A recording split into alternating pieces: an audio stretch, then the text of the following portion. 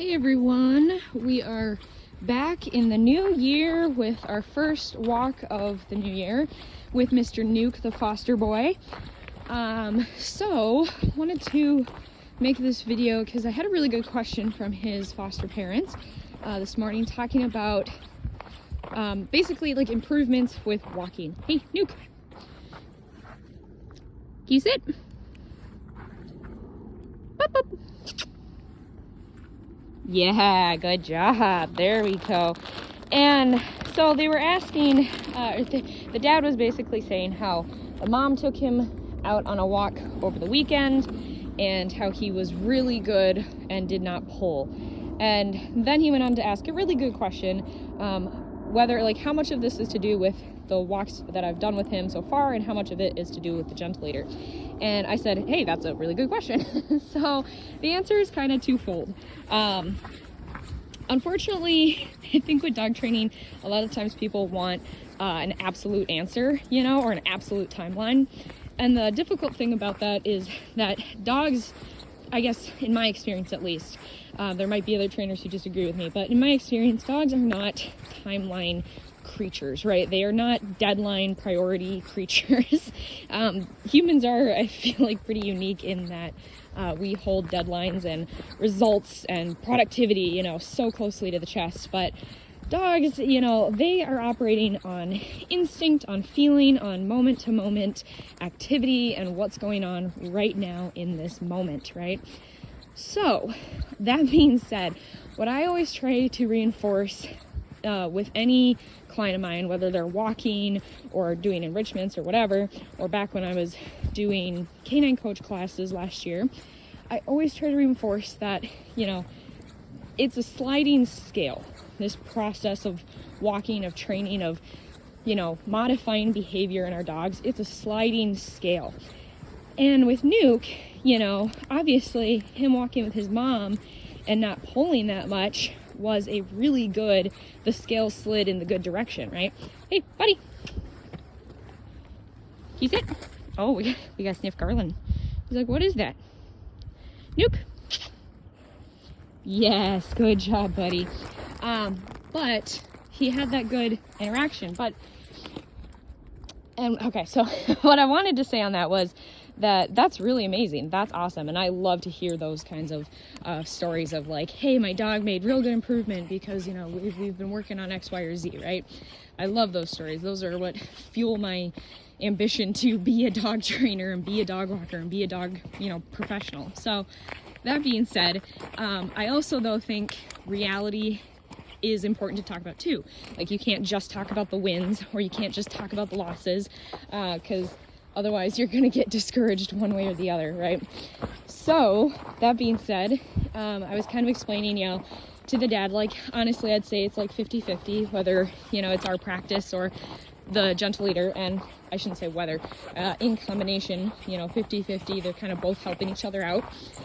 Because tools like a gentle leader, they are made to aid your new behavioral expectations, right?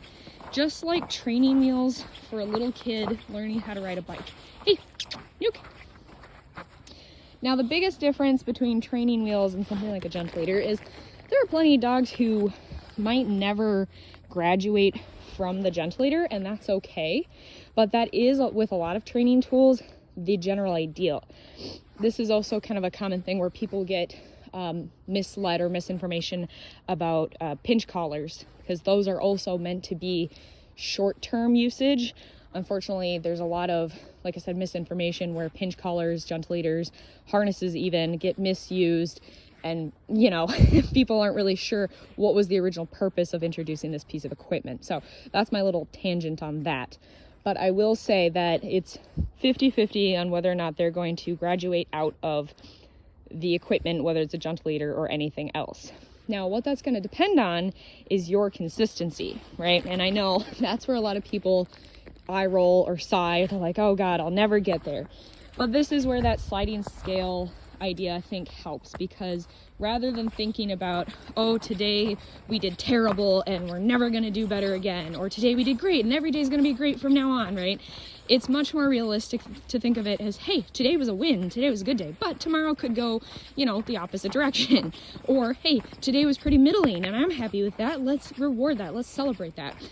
I think the one thing that I see in the dog world is that people need to get better at having more middling expectations, because that keeps your training stress-free, or as stress-free as possible, right? Because you're thinking of it more as a journey rather than that deadline specific, you know, goal.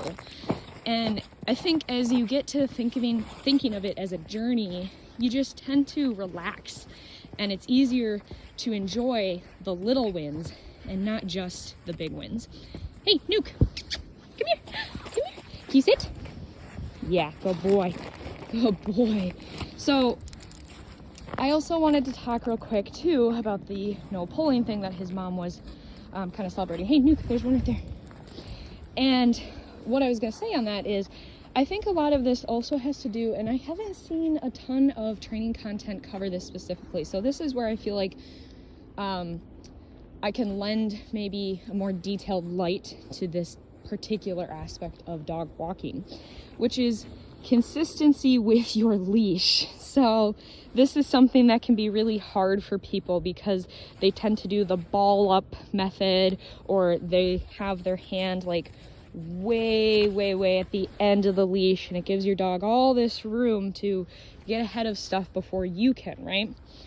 So what I recommend is picking a consistent spot, and even if you have to mark it with tape or a Sharpie marker or whatever. Some leashes are nice because they have two handles built in to help mark where you're supposed to have your two hands.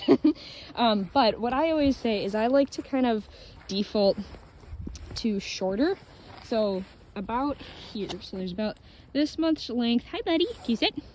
This much length between my hand and where the leash connects. Okay, come on. And as I go forward, my hand, as much as possible, is gonna stay right in this position. I'm not moving it around, I'm not shortening up constantly, I'm not loosening constantly. I am trying to keep this as consistent as possible. Now this is also where my horse, Sig, comes into dog training, funnily enough, because this is another concept that I recently had reinforced with me from the horse perspective. So my trainer, John, he always talks about, you know, it's your horse's responsibility to keep that lead rope loose, you know, and if they're not, you know, we're gonna make it like, hey, I want you to come with me, or, you know, I want you to catch up with my expectations, right? Now with a horse, the functionality of that is they're 12 plus 100-pound animals, and that's just a safety thing. But with a dog, this is more a functionality thing, right? If I see a dog coming up on the sidewalk ahead here, and I have this nice proactive hand, I can easily shorten up as I need to, get in front of him, ask him for whatever sorts of training things that, you know, he knows or needs to work on, like leave it or watch me or whatever. And then, come on, buddy. I can also be able to let him have this decent amount of room to kind of go off and sniff off to the side without inconveniencing like my body posture as we're going along, right? Because he's not going to damage my shoulder joint or my wrist joints by having this nice kind of bent arm method. Now I can't take credit for this method. This is something that I've learned, you know, through dog walking, through dog training, from, you know, various people and stuff. So this is by no means a Brit original idea, but this has definitely popped up a lot, I think, in the last 10 years of how do you leash walk better, and just simply having the good knowledge of how to handle your leash, how to, you know, present yourself to your dog to help them be as confident as possible and make good choices as much as possible can be such a, you know, night and day difference. So I hope that helped. I guess I'll sum it up just by saying, you know, be consistent with your leash.